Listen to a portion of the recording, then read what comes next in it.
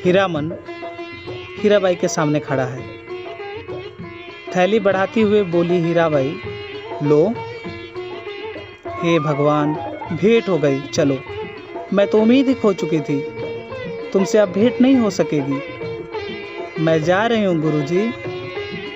बक्सा ढोने वाला आदमी आज कोट पतलून पहनकर बाबू साहब बन गया है। मालिकों की तरह कुलियों को हुक्म दे रहा है, जनाना दर्जा में चढ़ाना है। अच्छा। हीरामन हाथ में थैली लेकर चुपचाप खड़ा रहा। कुर्ते के अंदर से थैली निकाल कर दी है हीराबाई ने। चिड़िया की देह की तरह गर्म है थैली। गाड़ी आ रही है। बक्सा ढोने वाले ने मुंह बनाते हुए हीराबाई की ओर देखा। उसके चेहरे का भाव स्पष्ट है। इतना ज़्यादा क्या? हीराबाई चंचल हो गई। बोली, हीरामन, इधर आओ अंदर। मैं फिर लौटकर जा रही हूँ मथुरा मोहन कंपनी में। अपने देश की कंपनी है। बनैली मेला आओगे ना? हीराबाई ने हीरामन के कंधे पर हाथ रखा, इस बार दाहिने कंधे पर। फिर अपने थैले से रुपया निकालते हुए बोली, एक गरम चादर खरीद लेना।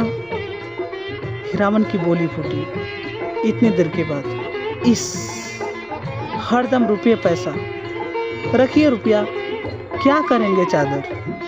हीराबाई का हाथ रुक गया। उसने हीरामन के चेहरे को गौर से देखा। फिर बोली, तुम्हारा जी बहुत छोटा हो गया है। क्यों मीता? महुआ घटवारन को सौदागर ने खरीद लिया है ना? गुरुजी। गला भर गया हीराबाई का। बक्सा ढोने वाले ने बाहर से आवाज दी, गाड़ी आ गई। हीरामन कमरे से बाहर निकल आया। बक्सा ढोने वाले ने नौटंकी के जोकर जैसा मुंह बनाकर कहा, लाट फार्म से बाहर भागो। बिना टिकट के पकड़े गए तो 3 महीने की हवा। हीरामन चुपचाप फाटक से बाहर आकर खड़ा हो गया। स्टेशन की बात, रेलवे का राज, नहीं तो इस बक्सा ढोने वाले आदमी का मुंह सीधा कर देता हीरामन। हीराबाई ठीक सामने वाली कोठरी में चढ़ गई। इतना टाइम गाड़ी में बैठकर भी हीरामन को ही देख रही है, टुकुर टुकुर। लाल मोहन को देखकर जी जल उठता है। हमेशा पीछे पीछे हरदम हिस्सेदारी सूझती है। गाड़ी ने सिट्टी दी। हीरामन को लगा उसके अंदर से कोई आवाज निकलकर सिट्टी के साथ ऊपर की ओर चली गई। गाड़ी हिली। हीरामन ने अपने दाहिने पैर के अंगूठे को बाएं पैर की एड़ी से कुचल लिया। कलेजे की धड़कन ठीक हो गई। हीराबाई हाथ की बैगनी साफी से चेहरा पोंछती है। साफी हिलाकर इशारा करती है, अब जाओ। आखिरी डब्बा गुजरा। प्लेटफॉर्म खाली, सब खाली। खोखले, मालगाड़ी के डिब्बे, दुनिया ही खाली हो गई मानो। हीरामन अपनी गाड़ी के पास लौट आया। हीरामन ने लाल मोहन से पूछा, तुम कब तक लौट रहे हो गांव? लाल मोहन बोला, अभी गांव जाकर क्या करेंगे? यहाँ तो भाड़ा कमाने का मौका है। हीराबाई चली गई। मेला अब टूटेगा। अच्छी बात। कोई समाद देना है घर? लाल मोहन ने हीरामन को समझाने की कोशिश की, लेकिन हीरामन ने अपनी गाड़ी गांव की ओर जाने वाली सड़क की ओर मोड़ दी। अब मेले में क्या धरा है? खोखला मेला। रेलवे लाइन की बगल से बैलगाड़ी की कच्ची सड़क गई है दूर तक। हीरामन कभी रेल पर नहीं चढ़ा। उसके मन में फिर पुरानी लालसा झांक उठती है।